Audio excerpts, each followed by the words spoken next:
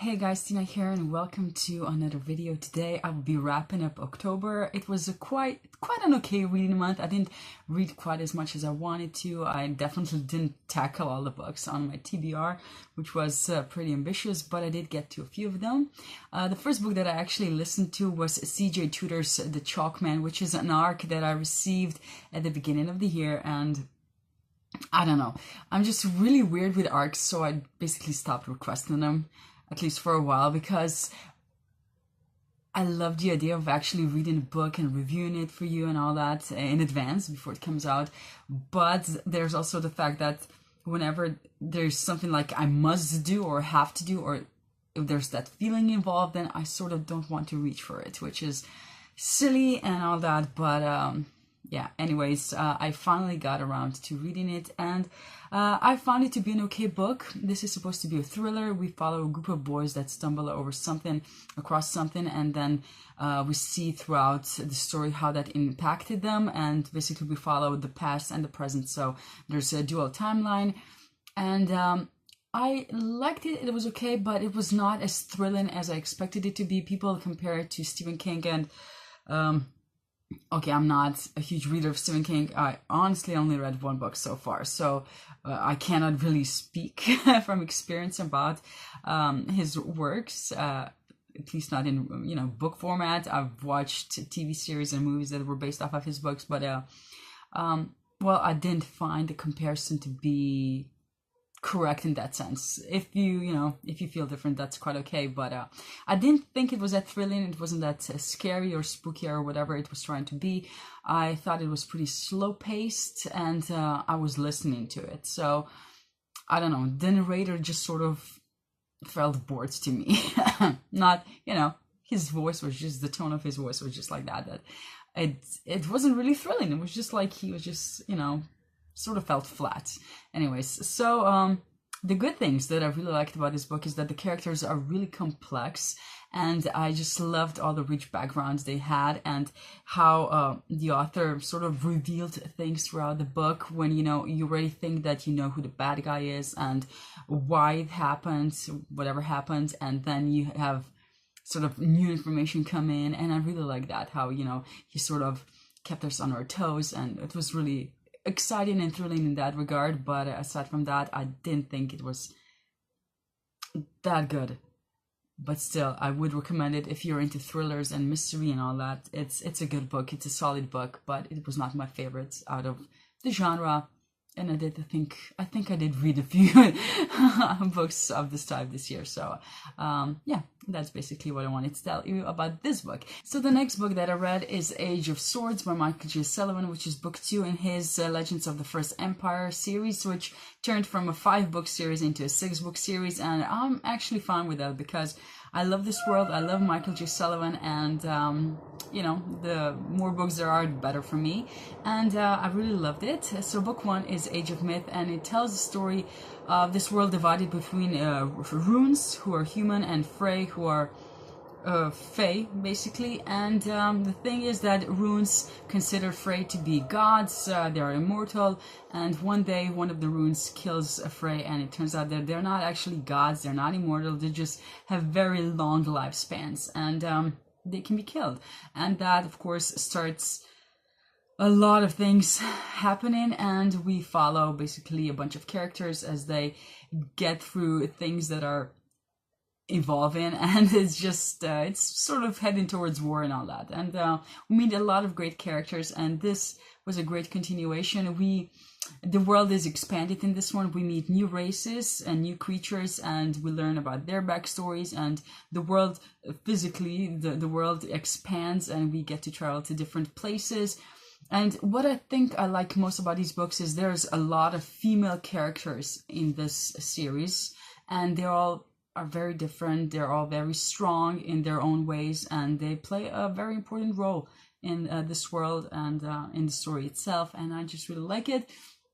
And now I really want to continue on and get to book 3, because the end was, he always manages to sort of pick your interest and has you itching to get to the next book. So I'm eager to do that soon. So hopefully November will be the time to do that. Anyways, so yeah, that's the second book that I read, and then I moved on to City of Goats by Victoria Schwab, which is quite a popular release in October, or it was, and this is a middle grade book, and it tells the story of Cassidy, who can see ghosts, actual ghosts, and the thing is that her parents don't see ghosts, but they are sort of involved in the world because they write books about ghosts, and they are also offered a TV series, and that means that they have to move to Scotland for the summer, and Cassidy is not too thrilled about it because she sort of wanted to rest from all the ghosts and that she stumbles across in her life, and so she's not thrilled about the move or her parents' potential show, but despite that, of course, she goes, and her friend Jacob comes along, and it was an enjoyable read. This is a middle grade book, so there's a lot of cuteness, I guess, in a way. I mean, as an adult, I didn't find it thrilling or scary or anything like that, but maybe if I was the actual middle grade child, maybe I would. But it still was a joy to read about. I love Cassidy. She was a really great character. She felt really real, and I really liked her. She was so down to earth and just really unproblematic. And her friend Jacob is definitely a special boy, and he was kind of hilarious at points. And as we stumble across Edinburgh, where the book takes place, I really like the atmosphere. I love the descriptions of the city and all the legends.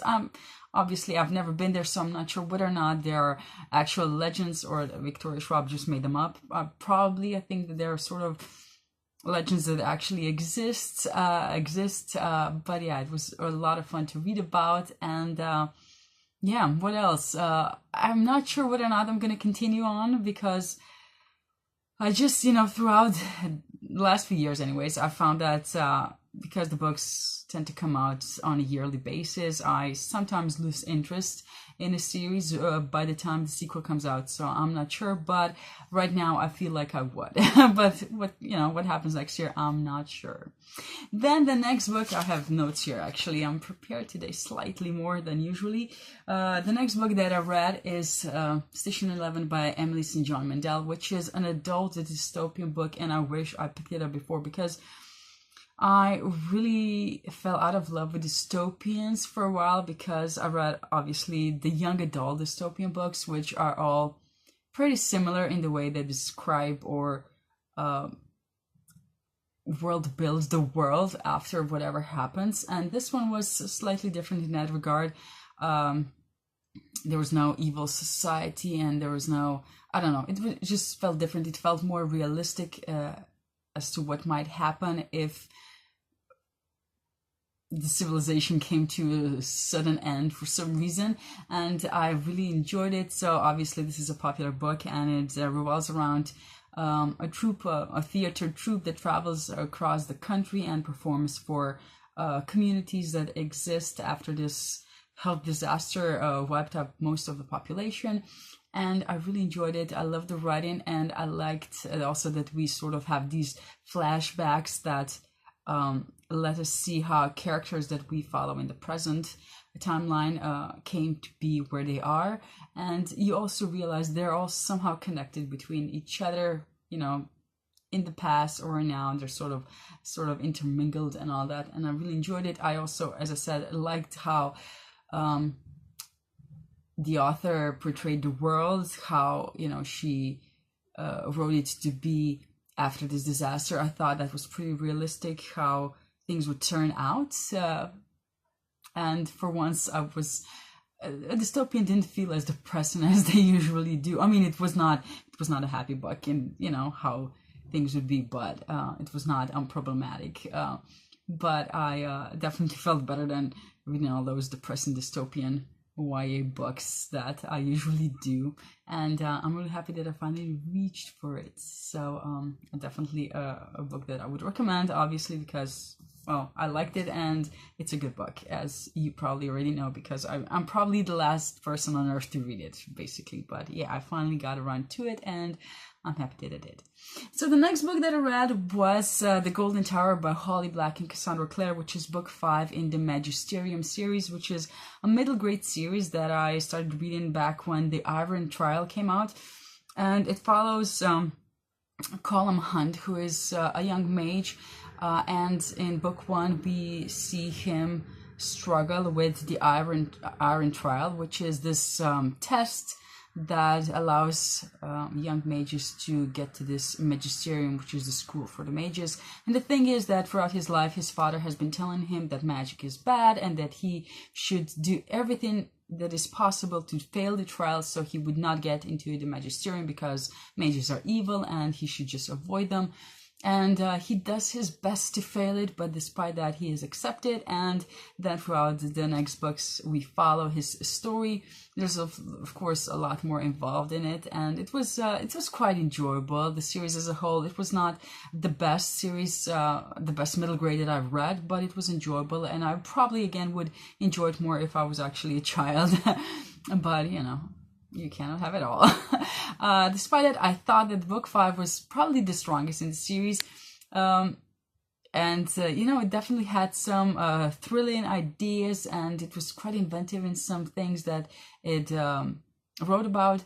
But I wish that some of those things were incorporated before, because I think the other books benefit from that. And it also has, I feel like, sort of potential to expand if the authors ever want to do that. But all in all, it was a good book, a good, you know, enjoyable book, and I'm happy that I could check off an actual series, because I didn't finish a lot of series this year, so that was a good feeling. And then the last book that I finished in October was also a middle grade, and it's called The Adventurers Guild, and it's written by, wait, I have to read that because I don't remember. It's 2 authors again. It's by Zach Lauren Clark and Nick Eliopoulos. I hope I said that correctly. And this is, as I said, another middle grade read, and it's very adventurous. We follow a couple of friends who are about to be selected and be put in a certain guild, because there are different guilds, like a merchant's guild, magician's guild, healing guild, and things like that. And they are very anxious to see where they're gonna go, and they of course have their own ideas where they want to be put, but things again don't turn out quite as well as they hoped they would, and they end up in the Adventurers Guild, which for some reason is sort of frowned upon and looked down on and things like that. And they soon realize that things are not exactly as people see them, and that the Adventurers Guild is not necessarily a bad thing. And of course there's a lot of adventure. They sort of stumble into this mystery and have to save their world from terrible things. And all in all, it was really enjoyable, and I have to say that I will probably continue on with this one because I did enjoy it a lot.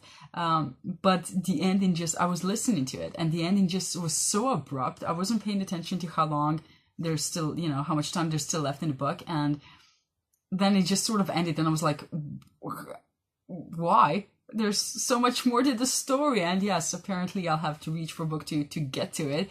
But yeah, there's definitely already sort of they put the base for the second book in there, so that was fun. I mean, the story of this first book is contained, but there's also obviously things that are gonna happen in the next books, and yeah, it was an enjoyable read.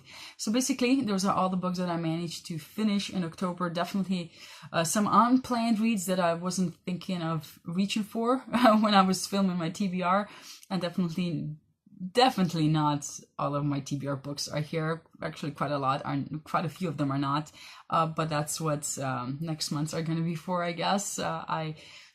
I guess I just like to put a lot more books on my TBR so I have options, but realistically I always know that I'm not gonna get to all of them even if I wanted to.